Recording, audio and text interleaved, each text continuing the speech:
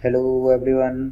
तो हमारे advance welding के लेक्चर्स की सीरीज़ में यूनिट सेकंड के पार्ट 20 में हम लोग डिस्कस करेंगे एक्सप्लोसिव वेल्डिंग के बारे में।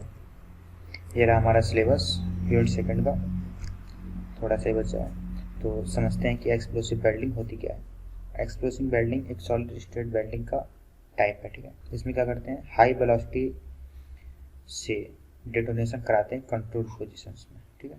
मतलब एक विस्फोट कराते हैं जिससे हमें हाई वेलोसिटी मिलती है और किन्हीं दो डिसिमिलर मेटल्स को इंटरेक्ट करा देते हैं ताकि वो जुड़ जाते हैं। इससे होता क्या है, देखो, इससे हम एलिमिनेट कर लेते हैं हीट अफेक्टेड, जो हीट के इफेक्ट होते हैं उनकी प्रॉब्लम को। माइक्रो स्ट्रक्चर चेंज हो जाते हैं अदर बिल्डिंग्स में, उनके लिए में काफ़ी समस्या पैदा होती है। इससे इसको एलिमिनेट कर देते हैं, ठीक है। और oxide found on material surface must be removed by affecting और डिस्पर्सन। मतलब ऑक्साइड्स जिस तरह से भी बन सकते हैं वो सरफेस से पहले हमें वेल्डिंग से पहले साफ़ करने पड़ते हैं, ठीक है। तो ये रहा नॉर्मल इंट्रोडक्शन। अब आगे बढ़ते हैं, वेल्डिंग एक्सप्लोसिव वेल्डिंग होती कैसे है इसको देखते हैं।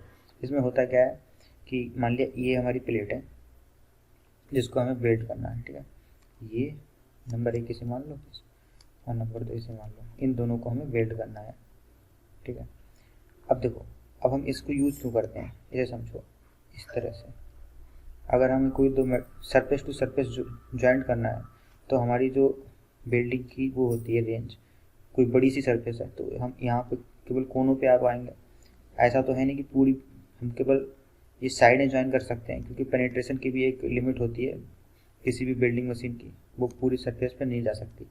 तो बड़ी सी सरफेस के पूरे अंदर नहीं जा सकती, लेकिन हमें पूरी ही सरफेस अगर ज्वाइन करनी है अच्छे से तो हम यूज़ करते हैं एक्सप्लोसिव वेल्डिंग का, क्योंकि वो पूरी की पूरी सरफेस को मेल्ट करके ज्वाइन कर देता है।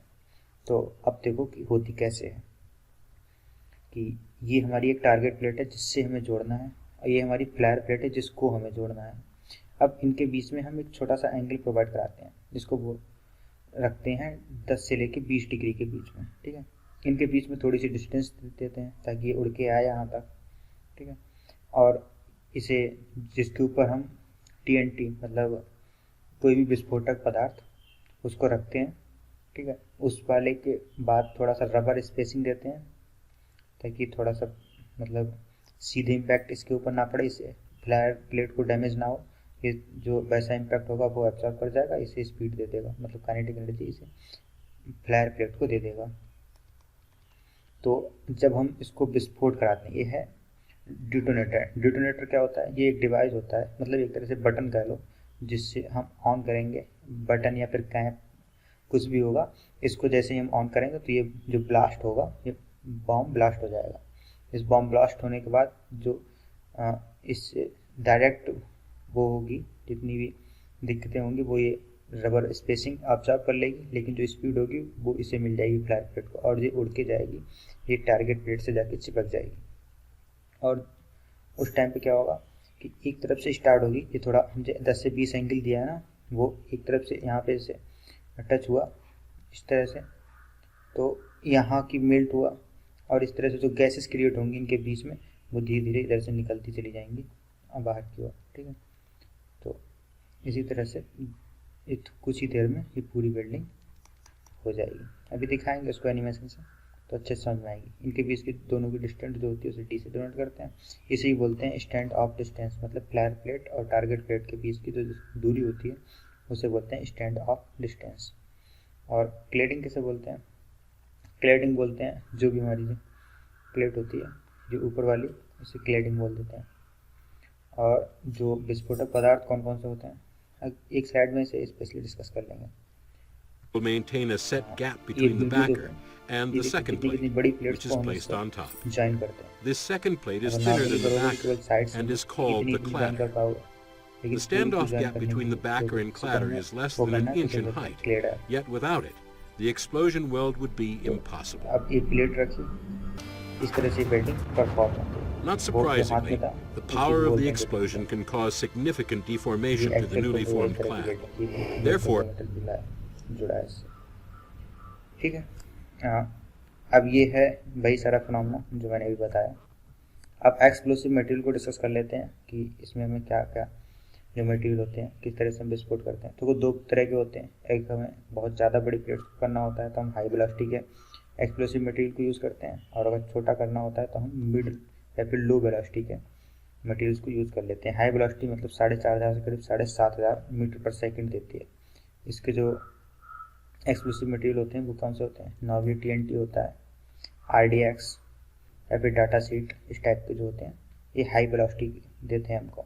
और जो मिड वेलोसिटी के होते हैं एक्सप्लोसिव मटेरियल वो कौन से होते हैं, अगर हमें छोटी प्लेट्स को ही ज्वाइन करना है तो हम डायनामाइट लगा देंगे, उससे हमारा काम चल जाएगा, या फिर हेमाटोल, मतलब ये सारे ही एक्सप्लोसिव मटेरियल हैं। इतने ज़्यादा का याद नहीं रखना, 2-4 याद रख लोगे तब भी काम चल जाएगा आपका एग्जाम में। अब बात करते हैं एडवांटेज ऑफ एक्सप्लोसिव वेल्डिंग। देखो, very large workpiece can be weld, सबसे पहला, इसीलिए नॉर्मली हम यूज ही करते हैं। एल्युमिनियम और स्टील जो कि नॉर्मली ज्वाइन नहीं होते हैं उनको भी हम इससे ज्वाइन कर सकते हैं।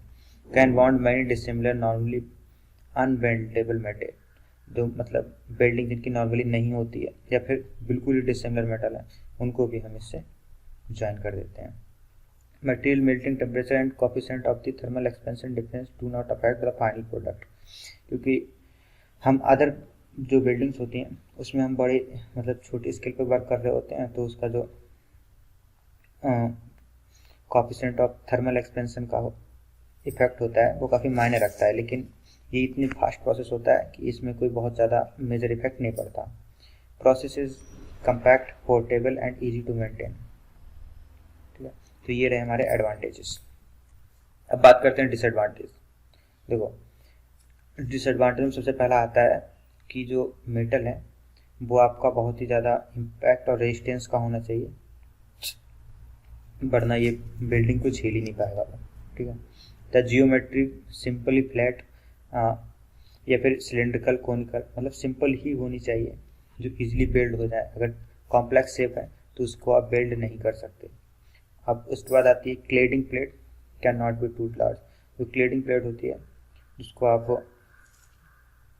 मतलब फ्लाई करवाओगे, जिसके ऊपर वो करोगे, वो बहुत ज़्यादा बड़ी नहीं होनी चाहिए।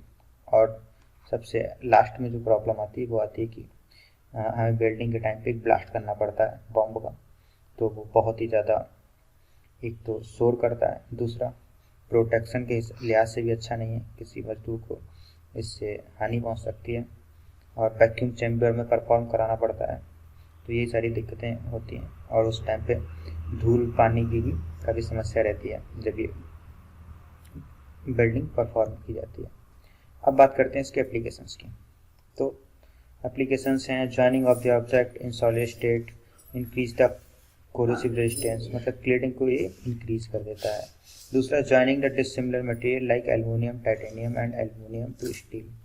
तो एल्युमिनियम को टाइटेनियम से, एल्युमिनियम को स्टील से, जो एकदम से डिसिमिलर मेटल है, ये नॉर्मली किसी बिल्डिंग से नहीं जुड़ते हैं, उसके बावजूद ये इस बिल्डिंग से जुड़ जाते हैं।